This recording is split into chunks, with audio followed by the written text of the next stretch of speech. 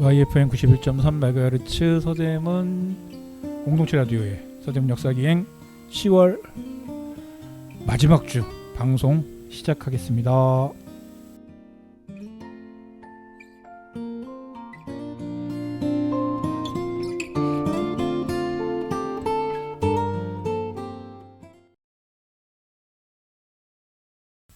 네, 서대문 역사기행의 황원입니다.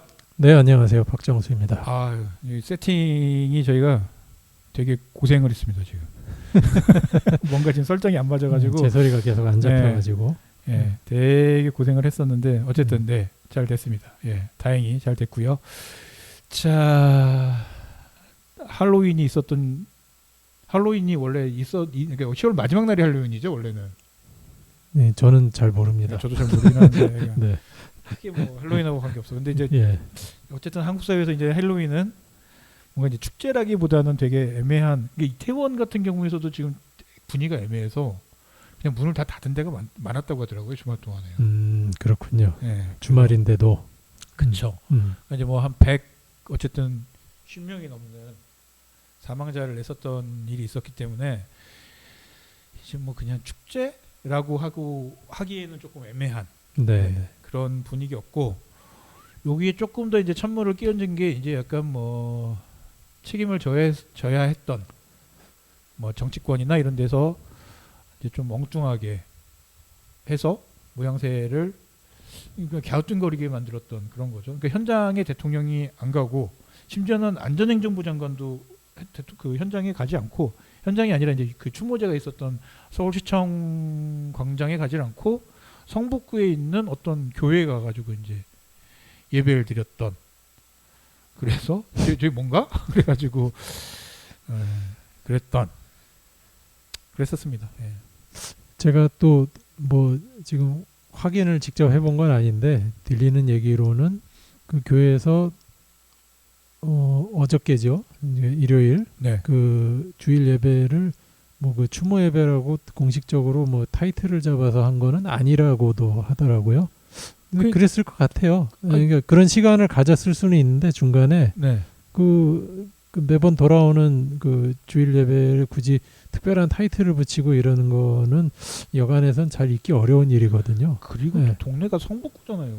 상관도 없는 동네고. 그러니까. 네. 그래서 막 어떤 커뮤니티에서는 대통령이 원래 살고 있던 집, 그리고 대통령실에서 가까운데 엎어지면 코나는 데가 같은 용산구잖아요. 네. 근데 왜 서울시 뭐 여기 서울 가까운 데가 서울시인데 서울시청 앞은 안 가고 이제 성북으로 갔냐. 그러게 말입니다. 이런 얘기 했었고, 이제 딱 한 명이 이제 임요한 혁신위원장 갔는데 1분만 또 맞추고 그냥 가가지고. 아하. 그래서 또 욕을 조금 더 먹었던 얘기가 있고. 왜냐면 이제 1부에 뭐 있고 2부에서 유족들이 뭐 발언하는 시간이었대, 2부가요. 네. 근데 이제 그거 안 듣고 갔다고. 갈 거면은 왜 그런 식으로 갔을까요? 그러니까 가서 그냥 다 듣는 게 좋았던 것 같은데 그것도 좀 어정쩡했고. 네. 뭐 그래서 사실은 뭐 이게 그리고 이제 핑계가 돼버렸죠. 이제 핑계가 된 게 이제 뭐 민주당이 하는 정치 집회여서 못 가겠다라고 했는데, 나중에 이게 다 이렇게 해결되면서 이제 민주당이 하는 집회가 아니라 정말 이제 서울시에서 허가했고 이제 추모제가 됐는데, 이제 정치 집회가 아니게 됐는데도 이제 안 가버리는 바람에. 그렇죠.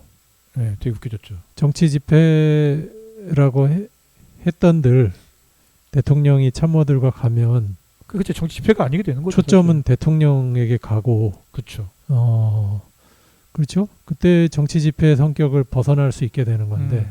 그러니까 그리고 이제 뭐 얼마 전에 사실은 또 뭐 일본 유족들은 만났다. 그런데 한국에 있는 유족들은 아직도 안 만나고 있다. 이거 뭐 웃으면 안 되는 건데 웃음이 나와서 무슨 일인지 모르겠네요. 네, 어이가 없어서 그런 건데, 그러면서 이제 뭐 커뮤니티에서는 어느 나라 대통령이냐 도대체 뭐 이런 얘기가 이제 나오기도 했었던 그런 일요일이었고요. 그리고 또 지난주에 홍범도 장군 80주기 추도일이 있어서 보훈부에서 주관해서 공식적인 추모 행사도 가졌어요. 현충원에서인가에서도 했었고, 보훈부 장관이 직접 가서. 네. 그리고 이거 거기 이제 현충원에서도 했었고, 또 서대문구에서도 사실 행사를 했었죠. 그런데 서대문구가 뉴스에 나오더라고요. 이게 어이가 없는 건데, 이제 그 서대문구에서 예를 들면 이제 그 민족문화연구소에서 민족문제연구소. 민족문제연구소 네, 네, 말합니다. 민족문제연구소에서 네. 이 홍범도 장군 80주기 맞아서 이렇게 그 부스를 설치하려고 했는데 부스 구두로는 뭐 된다고 계속 하다가 갑자기 당일날 와가지고는 설치하지 마라. 공문 갖고 와서는 네. 이유가 정치 사회적으로 문제가 있는 행사다라고 해서 오는 뭐 시민들에게 이제 뭐 이렇게 방해가 될 수 있기 때문에 못하게 하겠다. 뭐 이렇게 했다가 이제 된통 기사 나고 그 다음에는 좀 뭐 이렇게 뭔가 이렇게 잘못 처리가 돼서 그랬다라고 해명을 한 건데, 그러니까 소위 말하는 육사에서 그 흉상 옮기는 것보다 한층 더 나아갔기 때문에 이거 되게 문제다라는 생각이 좀 네, 들더라고요. 적어도 지금 논란을 뭐 일으킨 장본인이라고 할 수 있는 보훈부와 이 정부 당국 측에서도 홍범도 장군의 육사 관련성을 부인하는 거지, 그렇죠. 독립운동과 관련한 그 공적을 뭐 절대로 깎아내리거나 이런 게 아니라고 극구 강변을 하는 그쵸. 문제잖아요. 이거. 이게 뭐 국방부 대변인이 처음부터 끝까지 얘기하는 게 이분의 독립운동의 경력을 우리가 뭐 이렇게 부정하는 게 아니라, 그러니까 예를 들면 그냥 육사하고 안 맞는다. 왜냐면 이분이 이제 뭐 러시아 공산당의 당원이었기 때문에 좀 안 맞는 것 같다. 하지만 독립운동 그렇기 때문에 뭐 독립운동에 했었던 이런 것들을 부정하는 것이 아니다라고 극구 얘기를 하고 있는데, 그리고 민족문제연구소가 서대문구에 그 추모 공간을 설치하려고 했던 이유는 서대문구가 독립운동의 상징과도 같은 시설들을 가지고 있고, 그렇죠. 그 주제와 관련해서 가장 그래도 지자체 가운데서는 정체성이 뚜렷한 동네기 때문에 여기다 하려고 그랬던 거 아니에요. 그렇게 말하면 경상도 분들이 안 좋아할 수 있으니까 뭐, 네. 서울에서는 최소한 아니면 네. 수도권에서는 최소한 가장 상징적인 곳인데, 네. 근데 이를 이제 이유를 그렇게 됐다는 건 정치 사회적인 문제가 될 수 있다라고 얘기했다는 거는 정말 홍범도 장군의 독립운동에 대한 경력까지도 의심을 한다라는 식으로 들리는 거죠. 네. 아니면 괜히 오버했거나. 저는 그래서 네. 계속해서 이게 알아서 긴 건지 위에서 오도가 내려왔는지 참 잘 모르겠더라고요. 어쨌든 뭐 이런 식으로까지 서대문구에서 이렇게 이런 일이 벌어질 거라고는 상상도 못해서 깜짝 놀랐었습니다. 네, 아무튼 좀 놀라운 일들이. 제가 그 보니까 네. 그 추모 예배 한 거 아닌 게 맞네요. 아 진짜요? 네. 아니 그러니까 뭐하러 간 겁니까? 그 교회에 그와 관련한 언급이 일절 없습니다. 아 그래요? 그 주보 같은데도 그런 내용이 안 나와 있고요. 근데 또 이렇게 대통령실이나 이거 뉴스 같은 데에서 본 거는 추모 예배라고 나오긴 하는데, 그거는 제가 봤을 땐 보도자료의 기망이죠. 아예 약간 중간에 뭘 했을 수는 있으나 중간에 이를테면 뭐 그런 기도 순서를 뭐 잠시 가진다거나 이럴 수는 있지만, 그 교회 예배의 공식적인 어느 그 순서에도 그 추모와 관련한 언급은 일절 안 되어 있습니다. 네. 이것도 좀 알려지면 또 문제가 생기겠네요. 네, 그리고 보통 10월 마지막 주일이 뭐 그건 교회마다 좀 차이는 있는데, 그러니까 굳이 의미를 부여하는 데도 있고 아닌 데도 있는데, 개신교 쪽에서는 나름 중요한 주일이에요. 10월 마지막 주일이 종교개혁 주일이라고. 네, 그러니까 개신교 탄생과 관련된 역사적인 주간이기 때문에 그 갔다는 그 교회 들어가서 보니까 주보에도 종교개혁 주일 이렇게 나와 있더라고요. 그러니까 그와 관련한 주제로 뭐 했으면 몰라도 추모 예배는 아니었던 것으로, 공식적으로 추모 예배는 아니었던 거죠. 네. 언급은 있었을 네. 수도 있으나 언급이야 뭐 그 안에서 뭐 잠깐 같이 뭐 기도한다던가 뭐 희한해요. 그래서 성북 거기 교회는 왜 간 거야? 저는 보면서도 그랬거든요. 네, 뭐 예. 정말 모를 일입니다. 네. 네. 뭐 모를 일들을 뒤로 한 채 저희들은 또 본격적인 순서로 들어가겠습니다. 자, 오래전 이날 시작하겠습니다.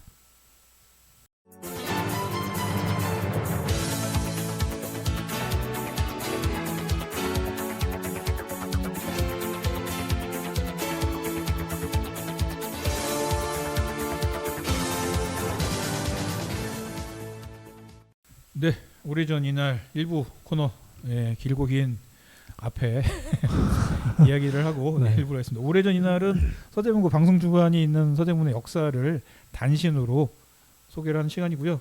저희는 이제 10월 29일부터 11월 4일까지 예, 소개를 해드리려고 합니다. 예, 어떤 일이 있었습니까? 네, 10월 이야기 하나, 11월 이야기 하나 이렇게 이게 걸쳐 나왔고요. 있으니까요. 네, 네.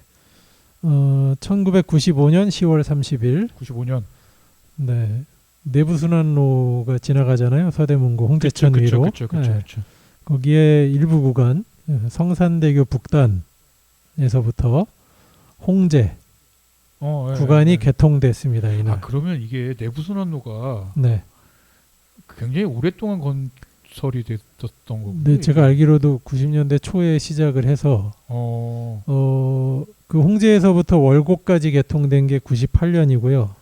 월곡에서부터 또 저쪽 한강과 만나기 전에 이제 성동 JC라고 거기까지 된 게 99년입니다. 그러면 이게 내부순환로가 박정희 때 만든 게 아니에요? 아유. 박정희 때 만든 유진상가가 이 내부순환로 때문에 모습의 변화를 겪어야 됐죠. 내가 잘못 알고 있었구나. 네, 한 동의 위가 잘려나가는 변화를 겪어야 근데 왜 됐죠. 저는 그 생각했을까요? 내부순환로는 되게 옛날 옛적에 지은 청계고가를 박정희 때 그러니까 나 만들었죠. 되게 옛날 옛적에 지은 거라고 생각하고 있어가지고 지금 깜짝 놀랐어요. 지금 95년도에 네. 생각보다 오래된 게 아니군요 이게.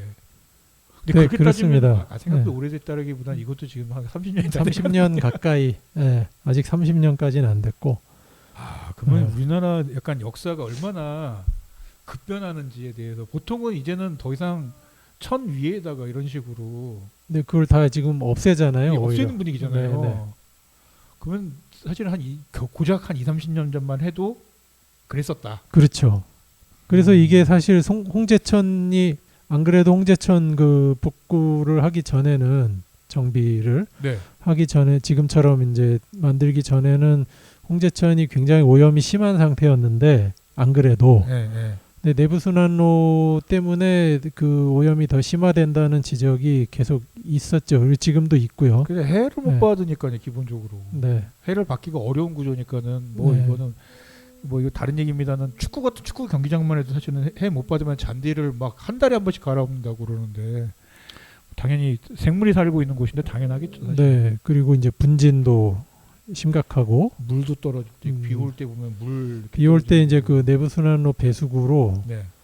물이 엄청난 그 기세로 쏟아지죠. 그렇죠. 네.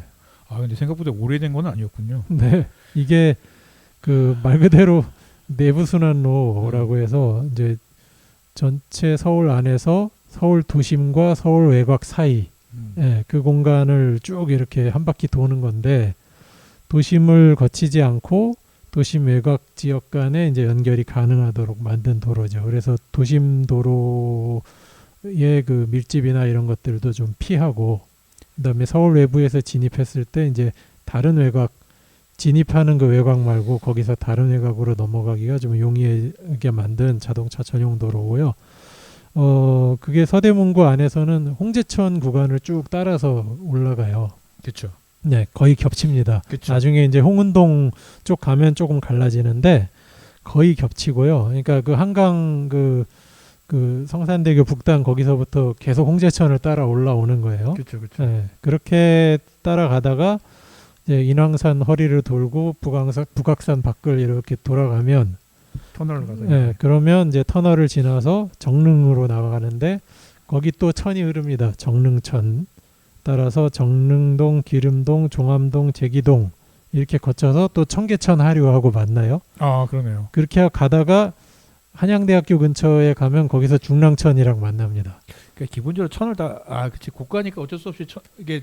근데 그게 묘한 게 고가 그런 것도 있고요. 그 천이 흘렀다는 얘기는 뭐냐면 거기서 골짜기가 형성되었다는 거잖아요. 그렇죠. 그러니까 사실 서울 그 도심을 두르고 있는 옛날에 도성을 만들어 놓은 그 내부의 산들을 그 산 바깥을 싹 도는 거예요. 그러네요. 네. 맞네. 네. 우리가 소위 말하는 도성심리 이쪽을 이렇게 쓱. 그렇죠. 그러니까 이게 사실 그 성저심리 구간하고 대체로 일치합니다. 그러네요, 진짜. 네. 그래서 저는 참 이런 걸 보면 묘한 생각이 들어요. 그러니까 성저심리하고 아주 딱 일치하는 건 아닌데, 그러니까 이쪽 서북 쪽은 이제 백년산 정도를 좀 더 포함해야 될 거고, 그 다음에 동북쪽으로 가면 그 미아리 쪽을 좀 더 포함돼야 될 텐데, 아무튼 요게 옛날에 그 자연지형이라는 게 어떤 실제 그 행정구역의 경계 역할을 하잖아요. 그렇죠, 그렇죠. 그게 사실 서울을 둘러싼 이 북악산, 뭐 남산, 뭐 인왕산 저쪽에 동대문 쪽에 낙산 요거를 뺑 둘고 그 바깥, 그 바깥에 그 예를 들면 북쪽으로 가면 이제 북한산이랑 만나는 그 사이에 골짜기가 있고 천이 흐르는 건데, 그렇죠, 그렇죠, 그렇죠. 그런 데를 사실 옛날에 경계로 삼았던 거고, 그게 현대 서울의 어떤 그 뭐랄까요, 공간감, 지형에 대한 감각 이런 것도 여전히 그게 큰 영향이 그렇죠. 있다라는 거고. 굳이 뭐 서양식으로 따지면 그게 그 천이 도성을 두르는 해자 역할, 서양으로 따지면 그렇죠. 해자 같은 역할. 그런 식으로 생각했을 네. 것이겠죠. 네. 네. 그랬겠죠. 근데 어쨌든 저는 좀 약간 걱정되는 게 이제는 내부순환로를 우리가 어떻게 다시 걷어낼 것인가에 대한 그 고민이 되죠. 30년이 지난 이 시점에서 지을 때야 뭐 편리하고 등등등 했기 때문에 뭐 아무 생각 없이 저도 이용을 합니다만은 저도 이용을 많이 합니다만 고민이 됩니다. 이제 그럴 때가 된 것 같네요. 이게 사실 서울이 넓어지다 보니 내부순환로가 된 거지. 그렇죠. 옛날 같으면 그게 외곽순환로죠. 그렇죠. 외곽순환로. 서울 바깥에 지금 있는 고속도로 지금은 이제 하나 더 생기면서 수도권 제1순환 고속도로, 수도권 제2순환 고속도로 이름이 바뀌었는데 그게 옛날에 이름이 서울 외곽순환 고속도로였죠. 그렇군요. 그러니까 그런 걸 보면 참 재밌습니다. 그리고 그게 또 외곽순환 고속도로가 그 풍수상에서 얘기하는 그 또 바깥쪽 울타리 산들이 있어요. 그러네요. 그 산을 또 딱 돌면 그게 경계가 나오거든요. 그러니까 이게 정말 천지개벽을 한 것 같은 세월을 우리가 살고 있지만 그렇죠. 하늘에서 뚝 떨어진 건 아니에요. 그런 건 아니에요. 그러니까 특히 이 산이 많은 우리나라의 그러니까 특성상 그 공간감을 벗어날 수가 없다. 그러니까 그러니까 한계가 있다. 그렇죠. 산을 없애지 않는 이상은. 과거로부터의 완전한 단절은 불가능하다. 네, 그렇습니다. 자, 두 번째 소식 뭐 있나요? 두 번째는 개교 소식입니다. 네, 개교. 두 학교를 다 소개를 해야 돼요. 그래서 1944년 11월 1일 서울 북성초등학교, 북성초, 부가연동에 있는데 거기가 개교를 하고요. 네. 61년 11월 1일 신촌에 있는 창서초등학교, 창서초등학교가 세워진 날입니다. 11월 1일. 이때도 뭐 학교 다녔겠고 그냥 그날을 그렇게 했겠죠. 그런 거겠죠. 네. 우린 기본적으로 3월 2일 날 입학을 했을 테니까. 네. 특히나 61년도는 뭐 당연히 61년도는 뭐 당연히 그랬을 거고. 이게 이제 44년도는 분립을 했대요. 창천초등학교에서. 마포에 있는 창천초등학교에서. 네. 이제 인구가 많아져서 아마 그런 거겠죠. 그러겠죠. 네. 그렇게 해서 학구를 아마 나누고 분립해서 개교를 한 것 같고, 북성초등학교는 이제 일제 말기에 세워진 건데 처음에 세워질 때 이름은 경성 부가현 국민학교. 그렇게 됐다가 해방되고 나서 이제 북성이라는 이름으로 북성 국민학교였겠네요. 네, 국민학교였겠죠 예전에. 그렇게 개교를 두 학교가 개교한 날이고, 제가 확인하기로는 북성초등학교는 오늘 쉰 걸로 알고 있습니다. 오늘 쉬었다고요? 오늘이 아니군요. 개교기념일에 쉬는 것으로 알고 있습니다. 쉬는 것으로. 네, 제가 왜 오늘을 11월 1일로 착각했는지 모르겠는데요. 그렇군요. 깜짝 놀랐네요. 아니 뭐 붙여서 쉬었을 수도 있으니까. 쉬고 싶은 모양입니다. 붙여서 쉬었을 수도 있으니까. 네.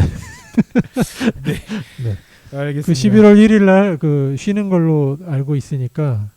그러나 그 학교에 다니시는 그 어린이들이나 그 어린이들을 둔 학부형님들은 학교의 공지사항을 잘 확인하시기를 바라겠습니다. 그러겠습니다. 네. 자, 오늘의 오래전 이날 10월 29일부터 11월 4일까지의 소식이었는데요. 95년도 10월 30일 내부순환로 성산대교 북단에서 홍제 구간이 개통이 됐습니다. 그리고 11월 1일 북성초등학교가 1944년에, 창서초등학교가 1961년도에 개교됐습니다. 자, 저희는 이제 2부 오래전 이 노래 로 다시 만나 뵙도록 하겠습니다.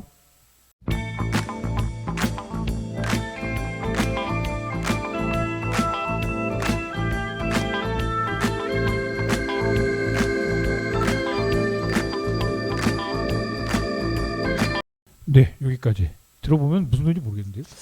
전주만 들어서는 아마 그러나 나중에 노래가 나오면 그러니까 네. 저는 지금 전주 사실은 두딱 한 10몇 초, 우리 한 15초 정도까지 되는 건데 모르겠는데요? 근데 그 저도 이거 준비하다가 듣고 보니 그러네 싶었던 게 이 국악장단 같지 않아요? 맞아요. 그러네 진짜. 이게 이제 이 앨범이 이게 엄청나게 그 실험적인 시도를 많이 한 앨범이었다고 하더라고요. 야, 어떤 근데 노래냐? 노래 소개는 지금 네, 자, 오래전 이 노래 시간입니다. 저희가 2주에 어떤 노래인지도 안 알려드리고 방송이 있는 주에 1위를 했었던 빌보드 혹은 가요톱10의 노래들을 소개해드리는 시간이고요.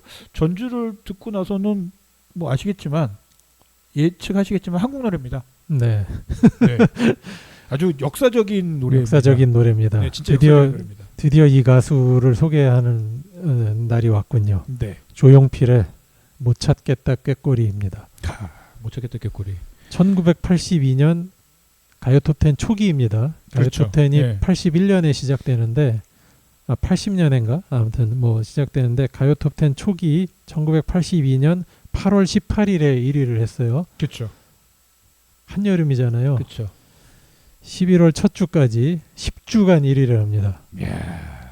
그리고 중간에 뭐 결방 다른 프로그램으로 결방된 게 2주 있어서 사실 12주간 네. 만 3달을 이 노래 때문에 네. 제도가 바뀌었죠. 제도가. 네. 그러니까 그 설명마다 약간 차이는 있는데 이 노래를 첫 골든컵 노래라고 하더라고요.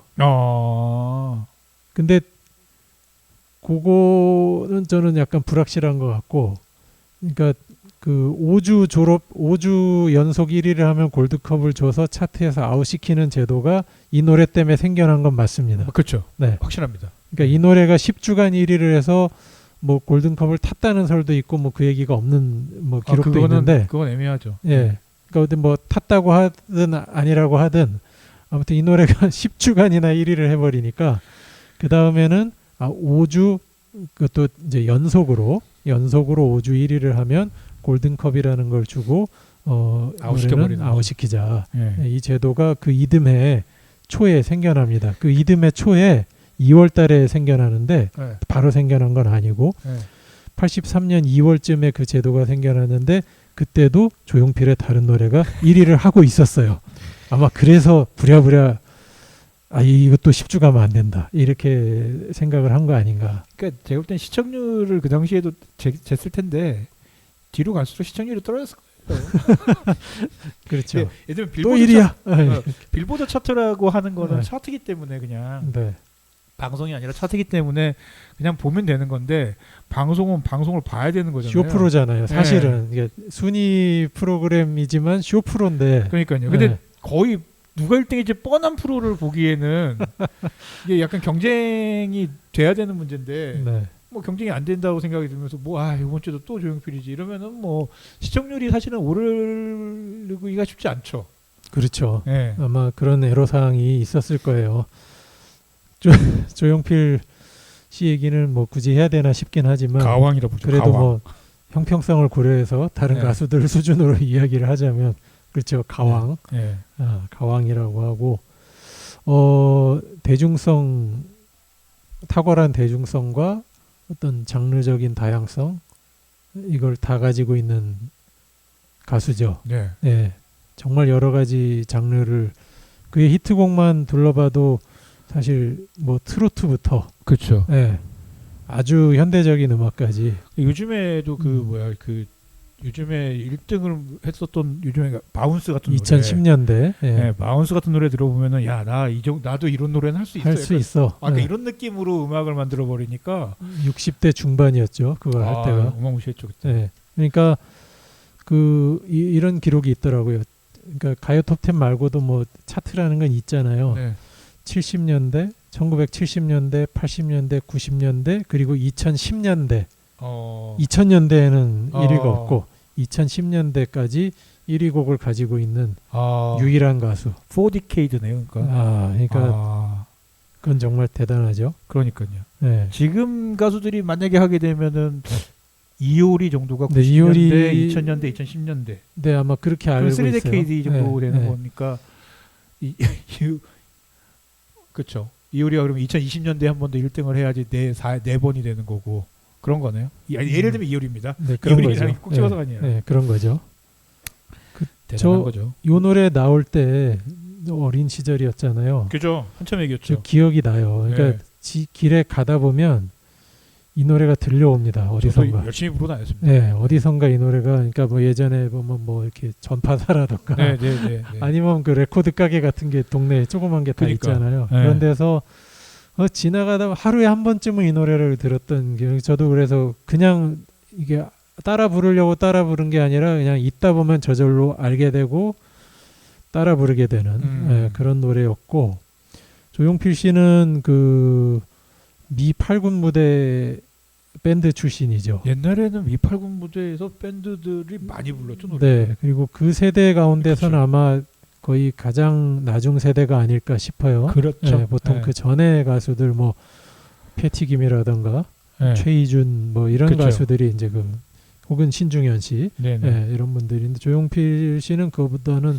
많이 후배고 아마 이런 출신으로서 이렇게 대중 가수 대스타가 된 세대로는 막내가 아닐까 뭐 그런 네. 거 같네요. 근데 그러고 70년대에는 이제 계속 그룹 활동을 했었고 그때 이제 이미 그 데이트곡이 하나 나오죠. 돌아와요 부산항에. 그러네요. 네. 그게 70년대에 이미 데이트한 노래고 그 당시에 제일동포 고국 방문 이게 이슈가 있었대요. 그것과 맞물려서 크게 히트한 거라고 하더라고요. 네네네. 그리고는 이제 최근에도 좀 이슈가 되는 일이 있습니다만 대마초 맞아요. 네. 그때 안 걸린 사람이 있었나 모르겠어요. 네, 연예인들이 많이 걸렸죠. 그리고 그때는 지금처럼 그거를 이제 대놓고 금지조차도 사실은 그치. 뚜렷하지 않았던 시기라서. 그러니까. 네. 저희 어머니 어렸을 때 얘기 들으면은 뭐 이렇게 어머니가 했다는 얘기가 아니라 이제 뭐 심지어는 뭐 아편 이런 것들도 네, 뭐 두통약이나 배탈약으로 먹었대요 그냥. 네, 뭐 그랬을 거예요. 그러니까 그런 것들이 이제 공식적으로 금지되고 이런 건 또 다른 또 그러니까. 현대적인 양상인 거죠. 그리고 그것 때문에 몇 년간 생활을 못 하고 있다가 1980년에 이제 솔로로 데뷔를 하게 되는데 그 1집이 이제 창밖의 여자가 이제 데이트를 하고 드라마 OST였죠. 네, 그때부터 뭐 최고의 스타로 바로 등극해서 정말 수십 년을 그런 자리에 있게 되고요. 이 앨범이 이 골든컵을 네. 가장 많이 탄 가수입니다. 가요 톱10 역사상에서도. 그러니까 못 찾겠다 꾀꼬리를 골든컵 수상곡이라고 치면 총 7곡. 네. 그냥 최소 35주는 그렇죠. 1등을 했었다. 그거 말고도 1위를 한 노래가 많지요. 그렇죠. 네, 5주 연속 못했거나 그렇지. 뭐 그랬을 뿐이지 1위를 한 노래는 굉장히 많고. 그러면 그 긴 예를 들면 그 긴 그 가요톱10의 역사상 한 1년 정도는 이 사람이 1등을 했었다. 최소.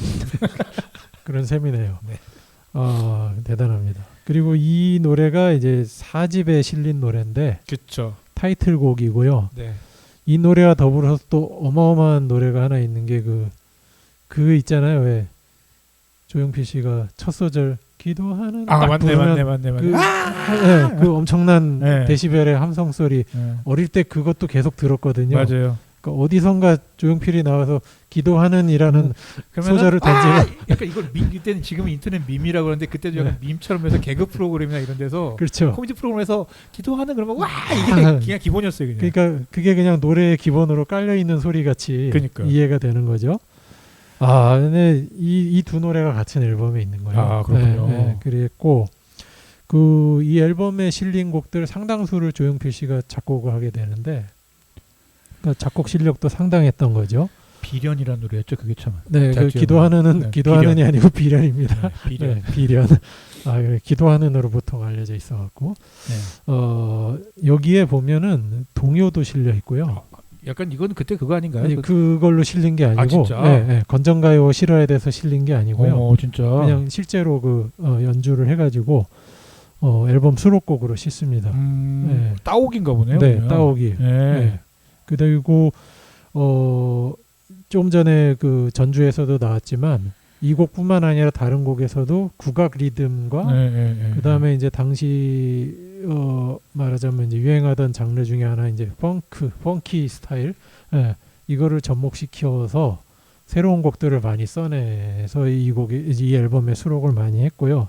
그다음에 그 조용필 씨가 사실 노래마다 창법이 또 다 같지가 않거든요. 맞아요. 그러니까 여기도 듣다 보면 그 민요풍의 창법이 또 등장합니다. 맞아. 그러니까 참 이 사람이 그러니까 기본적으로 그냥 대중성 있는 가수로 인생을 시작했지만 여러 그 음악적인 실험들을 굉장히 열심히 했구나. 아까 전주만 잠깐 들어보시면은 우리가 82년도 노래라고 치더라도 꽤나 세련되게 음악이 그렇죠. 나와요, 사실은. 예.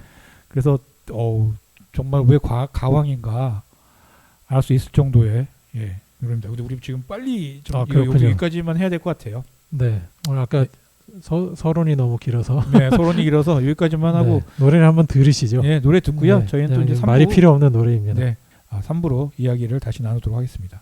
네, 여러분은 지금 YFM 91.3MHz 서대문 공동체 라디오의 서대문 역사기행 듣고 계십니다. 네, 뭐 이렇게 노래 들으면서 아주 그냥 참 잘 만들었다 이러면서 네, 지금 들으니 정말 잘 만든 노래네요. 네. 정말 잘 만들었구나라고 하면서 들었습니다. 자, 다시 잘 만들었습니다라고 하고요. 3부로 다시 찾아오도록 하겠습니다. 네, 좀 빨리 해야 될 것 같습니다. 네. 일제강점기와 서대문형무소에서 지금 서대문형무소 설립 그리고 거기에 최초의 순국 의병장들 주제로 지금 하고 있는데 오늘이 2주째고요. 오늘은 그 서대문형무소 이제 지난번에는 그 한말의 어떤 그 행영제도의 변화와 그래서 그렇죠. 일제들이 이제 치고 들어오면서 일제 세력이 그렇게 또 달라지는 이야기 그리고 서대문 형무소의 이제 설계와 개소 직전의 얘기까지 그쵸. 했는데 오늘은 그 개소와 초기 운영에 대해서 말씀을 드리도록 할게요. 뭐 시간이 없으니 조금 지난주 요약은 대충 건너뛰고 지난주 요약은 다시 들으십시오. 지난 방송. 네, 뭐 고종 퇴위나 군대 해산 이런 것들이 이제 본격화되고 시행되면서 당연히 이제 한국 민중들의 이제 집단적 저항 이런 것들이 그 예상이 되는 상황에서 그를 대비한 대규모 수용 시설을 기획하게 되었고 그 결과가 독립문 밖에 세워진 대규모 경성 감옥이었다. 이제 여기까지 이제 말씀드린 거고. 근데 서울을 포함해서 하면 7, 8군데에서 만들었다. 그렇죠. 네, 전국에 8군데 있었고. 그 사법행령 장악의 일제가 사법행령 분야를 완전히 장악한 의도라는 건 뭐 너무 뻔한 거죠. 그러니까 실제로 일본 그 감옥사를 다룬 책에 이런 구절이 있대요. 일한융합이란 당시 양국의 국시를 바로 세우기 위해 주로 사상범 지도에 주안점을 두고 조선의 근대적 감옥을 건설한 뭐 이런 얘기들. 사상범 지도래 또. 네. 또 형무소 간부를 지냈던 일본인 관리가 이제 회고록에 장차 사회의 변화에 따라 범죄인이 크게 증가하게 될 것을 예측하고 그랬다는 거예요. 그러니까 저항 세력을 사상범으로 만들어서 그들을 합법적으로 사회화 격리시키고 그리고 그들에게 위험인물이라는 낙인을 찍고 또 필요하면 이제 사법살인과 고문을 통해서 그들을 영구적으로 제거함으로써 일제 나름의 안정적인 식민 통치를 유지하려는 방편으로 일본이 이제 사법제도와 행영제도 두 가지를 이제 장악을 하게 된 거고 그 행영 시설로 상징적인 시설로 세운 게 서대문형무소라는 것이고요. 1908년 10월 19일이라고 하기도 하고 21일이라고 하기도 합니다. 근데 이제 19일이라고 얘기가 나오는 거는 그 지금 서대문 형무소 역사관 관장을 하고 계시는 오랫동안 하고 계시는데 박경목 그 박사님이 계세요. 이분의 그냥 그 학위 논문 주제부터 이분의 평생의 작업이 다 서대문 형무소 관련한 거거든요. 그러니까 관장님을 잘 뽑았네요. 명실상부하죠. 이분의 연구서에 보면 10월 19일로 나옵니다. 그래서 일단 뭐 19일 설과 21일 설이 있다. 요 정도. 어쨌든 그런 걸로 봐서는 설이 2개 있는 걸로 봐서는 행사는 안 했다. 그렇죠. 무슨 이벤트가 있었던 것 같지는 않고요. 그리고 시설도 지난주에 말씀드렸듯이 미리 다 지어놨다고 했었잖아요. 처음에 시설은 대부분 목재 건물이었고 담의 이제 전면부 일부만 벽돌이고 대체로 담의 대부분은 그 아연판 담이었대요. 그래서 나중에 3.1운동 때도 수감자가 많아지니까 야, 여기 잘못하면 이거 그냥 허물고 터진다. 다 뛰쳐나가도 네, 뭐 그치. 방도가 없다. 뭐 이런 그게 좀 이렇게 처음에 뭐 엄청나게 뭐 공들여서 세운 시설은 아니었던 것 같고요. 나중에 확장한 모습을 우리가 지금 이제 일부 시설로 볼 수가 있는 것이고, 1908년까지 그 일제가 계속 여러 가지 제도들을 통해서 이제 그 사법행정 이 분야를 장악을 해가는데 1909년이 되면 아예 대한제국 사법 및 감옥 사무 위탁에 대한 각서를 씁니다. 야, 이거 뭐 민간 위탁도 아니고 뭐. 예, 이걸 기유년이라고 기유각서라고 하는데 각서가 체결되는 게 이게 그냥 말 그대로 사법 및 감옥 사무, 그러니까 사법 행정 업무 전체를 일본 통감부에 위탁하는 각서를 쓰게 되는 거예요. 그래갖고 이 사법부, 재판소, 그다음에 형무소 모두 이제 그나마 표면적으로라도 대한제국의 법부 산하에 있었는데 이때부터는 그냥 통감부 사법청이 담당하게 되고 1910년 이제 한일 공식적으로 이제 병합된 이후에는 통감부 사법청이 이제 총독부 법무국이 되죠. 그래서 이 이제 총독부 법무국 이제 산하에 이제 자리가 잡히게 되는 거고, 참고로 이 과정에서 종래에는 이제 사형제도가 이제 방법도 다양했고, 그렇죠. 그다음에 네. 사람들 많이 보는 데서 그쵸. 하기도 하잖아요. 맞아요. 네. 근데 이제 그런 것이 요 과정에서 감옥 내 교수형으로 이제 일원화되기도 합니다. 네, 일원화되기도 해요. 그러면은 그래도 이모저모 따져봐도 조선시대에 그렇게 뭐 저작거리에서 막 이렇게 칼로 목을 치고 막 매달아 놓고 이런 거보다는 나은 거 아니냐라고 볼 수도 있는데요. 그건 이제 표면적으로는 그런 거고 아마 일제강점이 안 되었어도 그렇게 바뀌었을 거예요. 그러니까 네. 그쵸. 왜냐면 가부개혁이나 뭐 이런 게 있었기 때문에 네, 이미 변화를 하고 있었기 때문에 어쩔 수 없이 이런 네. 그런 사법제도가 들어올 수밖에 없는 상황이었고 네. 대한제국이란 걸 만드는 그 기본 자체가 사실은 뭔가 현대화로 가겠다라는 그럼요. 네. 그랬기 때문에 사실은 뭐 그런 법이 그러니까 근데 이제 그거는 이제 관련이 있었겠죠. 이제 그때 뭐 이렇게 독일로 가서 이렇게 대륙법 그거를 받아올 것인지 아니면 그렇죠. 영국이나 미국으로 어느 쪽에 영향을 받을 것이냐. 영미법을 받아올 것인지 그거는 뭐 그 당연히 그렇게 했죠. 네. 그리고 나중에 뭐 말씀드리겠지만 일제강점기 내내 특히 요 초기에 일제강점 초기에 사형당한 사람의 수를 보면 야 조선시대 때 정말 이렇게 많은 사람이 사형으로 죽었었을까 오히려 그런 의구심이 그러니까 저도 지금 듭니다. 문득 네. 궁금했던 게 그런 거였거든요. 네. 그렇게 해서 몰래 이렇게 안 보이는 데서 죽였다고 해도 그렇게 해서 더 많이 죽였으면은 뭐 그렇죠. 바깥에서 네. 죽이는 그거를 거나 더 방에서 죽이는 거나 진일보한 거라고 과연 볼 수 있느냐. 그러니까 네. 그런 그렇죠. 생각이 드는데. 그러다 보니까 이제 어찌 됐건 형무소 운영 전반이 다 이제 일본인의 수중에 이제 놓이게 되는 거고, 특히 뭐 이제 관리 인력들 중에 고위직들은 다 일본인이 장악하게 됩니다. 그래서 그 이미 1908년 개소 때부터 네. 형무소장은 다 일본인이었어요. 네, 다 일본인이었고 그 당시 이제 그 형무소장을 전옥이라고 불렀고, 전옥. 네, 지금의 이제 부소장에 해당하는 직책을 전옥보라고 했는데 전원 다 일본인입니다. 네. 이 소장을 역임한 사람들은 주로 일본에서 제국대학을 나와서 고등 고시나 고시라고 하는. 고시 네. 또는 기타 이제 사법계통의 시험을 합격을 해서 뭐 사법관리 뭐 재판소 서기를 한다던가, 그렇죠. 아니면 실제로 판사 검사를 지냈거나, 그렇죠. 아니면 아예 그 행정으로 들어가서 법무국의 고위 관료를 지낸 사람들이 그 이 형무소장직을 이제 그냥 왔다 갔다 하면서 소위 말하는 고등삼고시라고 옛날에 고등삼고시라고 불렀던 행정사법 그다음에 외교 뭐 이렇게 고등삼고시라고 불렀는데 외교를 제외하고는 이제 행정 아니면은 뭐 사법인데 사법 이 둘 중에 하나를 한 사람들이 이걸 했다는 거죠. 네, 상당수가 예. 아주 드물게 이제 한 사람이 아마 그랬던 걸로 알고 있는데 간수로 시작해서 승진해서 전옥이 된 인물도 하나 있다고는 해요. 네. 그리고 그 당시 뭐 지금의 교도소나 구치소의 이제 과장급이라고 볼 수 있을 것 같은데 그 소장 부소장 밑에 간수장이라는 직책이 있었는데 이거가 아주 드물게 한국인이 있었답니다. 일제강점기 내내 아주 드물게. 아주 드물게. 그러니까 비율은 1대 10 이상. 아. 10 이상. 예, 그러니까 일본인 그 간수장 한 12~13명 있으면 한국인 하나 있는 정도. 이 정도면은 거의 그냥 그런 역할을 하는 거 아닙니까? 예를 들면은 그 간수장이나 이런 사람들하고 이 감옥에 있는 사람들하고 통역하는 역할? 약간? 맞습니다. 아, 그렇습니까? 실제로 한국인 간수장이 된 인물들이 다 그 통역 출신들이에요. 아. 예. 결국은 뭐 그냥 이렇게 말 의사소통하게 하기 위한 네. 그런 거였지 뭐. 그러니까 그냥 실질적인 중간 관리자 말 그대로 네. 로 필요해서 세운 거죠. 그냥 자리를 하나 준 겁니다. 간수장 자리를. 그리고 그 죄수들을 전향시키고 뭐 요즘으로 치면 이제 교화 업무라고 볼 수 있는데 이런 업무에서 한국인은 아예 배제가 되죠. 아예 배제가 됩니다. 그러니까 한국인이 여기 직원으로 일을 했다고 하더라도 하급 간수직이나 각종 자벽 노동 인력으로 일을 한 거고요. 예.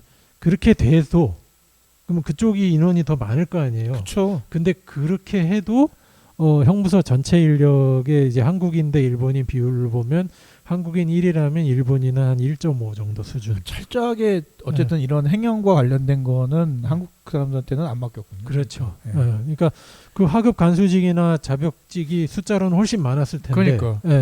그럼에도 불구하고 그 자리조차도 일본인이 더 많았다는 얘기죠. 그리고 이제 개소와 동시에 그때 지난 시간에도 뭐 이 일제 그 통감 정치가 되면서는 그 시설이 이미 과밀 상태로 들어갔다 그쵸. 말씀드렸는데 서대문 형무소 이 경성 감옥 개소와 동시에 그 굉장히 크게 지었다고 그랬잖아요. 500명 수용이 가능한 480평 규모로. 근데 이미 그 개소한 1908년 10월에 이미 800명이 넘었으니까. 그러니까 이른바 사상범 일제 입장에서 뭐 이른바 사상범의 대거 유입으로 구속을 그렇게 시킨 거죠. 과밀 상태가 돼서 초기부터 그랬어요.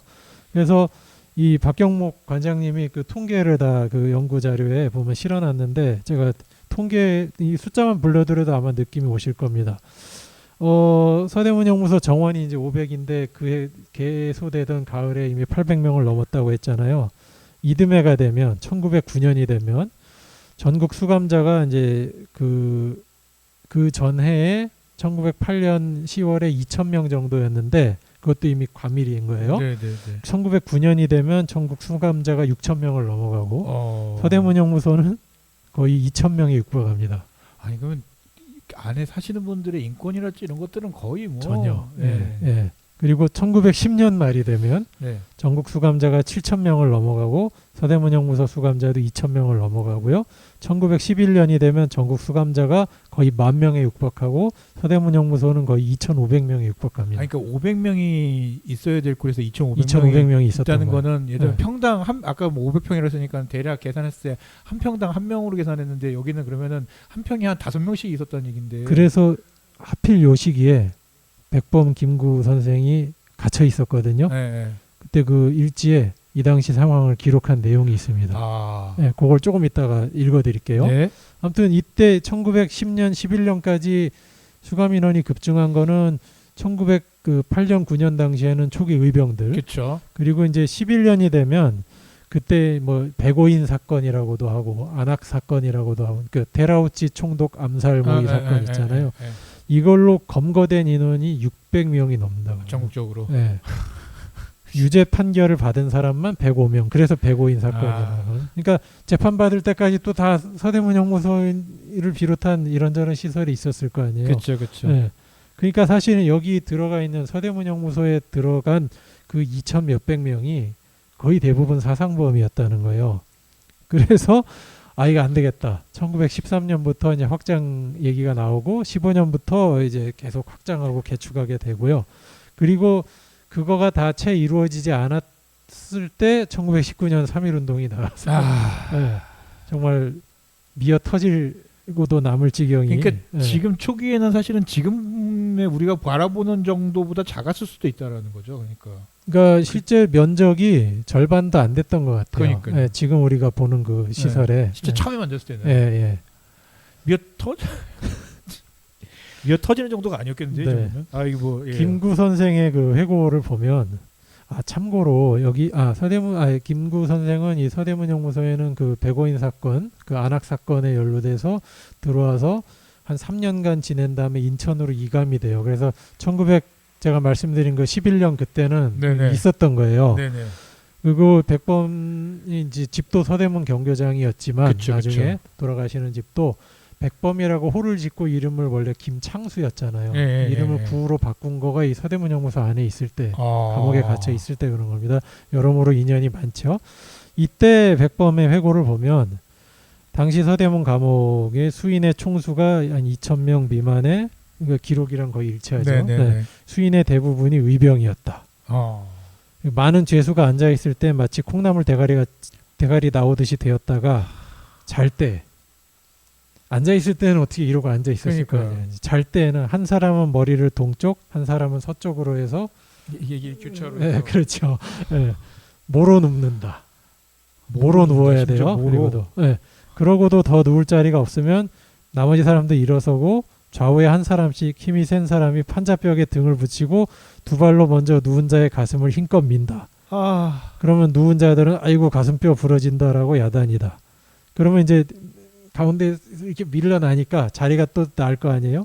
그 미는 쪽에서는 또 누울 자리가 생기니 서 있던 자가 그 자리에 들어눕고 몇 명이든지 그 방에 있는 자가 다 누운 후에야 밀어주던 자까지 다 눕는다. 힘써 밀 때는 사람의 뼈가 상하는 소리인지 벽판이 부러지는 것인지 우두둑 소리에 소름이 돋는다.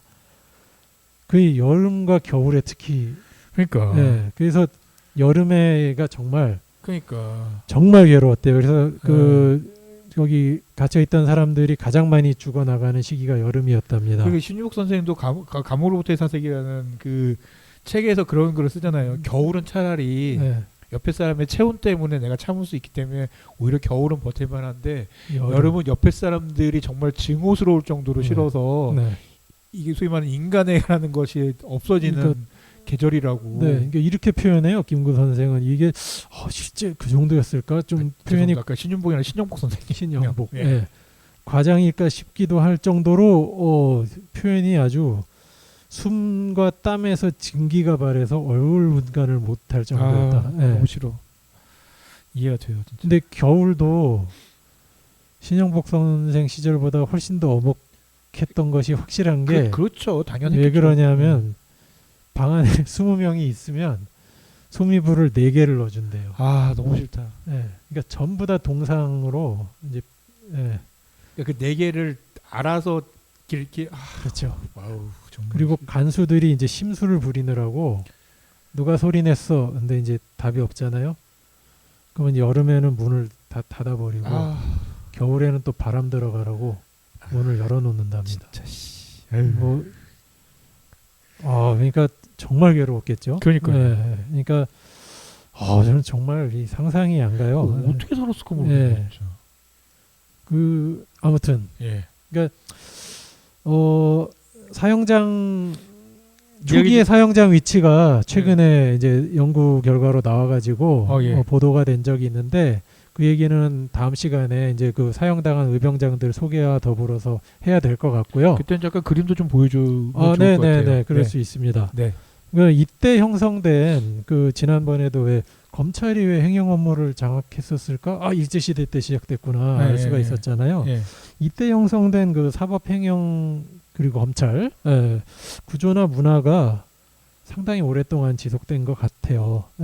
그리고 뭐 그런 검찰의 행정 업무 장악이란 것도 그때 뿌리가 있었구나 확인을 했었고 체제 저항자를 대하는 방식도 물론 어느 체제나 체제에 저항하는 이들에게 엄혹하게 대하지만 그 방식과 모양새가 매우 유사하다. 이후 대한민국에서 이루어진 게 매우 유사하다는 것. 그 다음에 우리가 다 뭐 여기서 이 언급은 안 했지만 익히 다들 알고 있는 고문. 그렇죠. 그 잔혹한 고문이 이때 생겨난 말이 그거라는 거죠. 조선놈은 두들겨 패야 된다. 근데 그런 풍토가 여전히 이 행정제도에 남아서 그때 저희가 지난번에 소개한 유전무죄, 무전유죄 그쵸. 이 에피소드에서도 그때 그분들이 증언하는 바가 그거였잖아요. 그러니까 이때 유산이라는 게 정말 녹록치가 않구나. 저 예. 대학교 다닐 때 제가 법을 전공해서 이제 검사 출신 교수한테 수업을 들었는데 그 양반한테 형법을 들었는데 그 양반이 뭐라고 했냐면 야 죄가 없기는 증거를 못 찾은 거지. 그러니까 이게 뭔가 이게 검사들의 제가 볼 땐 지금도 약간 일관되게 가지고 있는 뭔가 이런 그런 느낌이에요. 그러니까 예를 들면 뭐 콕 집어서 얘기할 수는 없겠지만 하여간 꽤 많은 언론에 나오는 이런 법조인들의 어떤 그런 검사 출신의 법조인들의 태도는 야 죄가 없긴 죄가 왜 없어 증거를 못 찾은 거지. 약간 네. 이게 사실 이때부터 온 거 아닌가 싶을 정도로 그러니까 엮어서 만들면 된다는 얘기죠. 뒤집어요. 그러니까요. 뭐 그랬던 네, 생각이 드네요. 그렇습니다. 오늘은 이 정도 하고 마쳐야 될 것 같고요. 예, 다음 시간에는 우리가 이제 초기 사용장 위치부터 네. 해서 이야기 또 나눠보도록 하겠습니다. 예, 네. YFM 91.3MHz 서대문 공동체 라디오 서대문 역사기이고요. 오늘은 서대문 형무소 설립 그리고 최초의 순국 의병장들 두 번째 이야기이고요. 서대문 형무소의 개소와 초기 운영에 대해서 이야기 나눴습니다. 지금까지 황원이라고 인사를 하기 전에 마지막 노래. 네, 공교롭게 네. 그 못 찾겠다 꾀꼬리가 1위를 하기 전에 여름에 네. 1위를 했던 곡이 있어요. 근데 전혀 계절하고 안 맞습니다. 네, 근데 10월 이맘때 되면 많이 등장하는 이용의 잊혀진 계절이 예. 82년 여름에 연속으로 들리는 계속 소문에 1위를 했습니다. 이분의 1년 수익의 99%가 이때 생긴다고 합니다. 이 며칠 사이에. 네, 그래서 10월 마지막에 이 곡을 또 트는 게 좀 너무 구태의연하긴 하지만 네. 아마 참 공교롭다. 못 찾겠다 꾀꼬리와도 인연이 있고. 네. 네. 그리고 또 요즘에 또 이태원 네, 저희가 처음에 언급했던. 유족들의 뭐 추모곡처럼 불리고 있다라고 해서요. 네, 그런 얘기가 있더라고요. 네. 그래서 뭐 진짜인지 아닌지 모르겠습니다. 뭐 그렇다는 얘기가 있어서 저희가 네. 골라봤습니다. 이용의 잊혀진 계절 들으면서 저희는 인사드리도록 하겠습니다. 황원이었고요. 박정수였습니다. 감사합니다.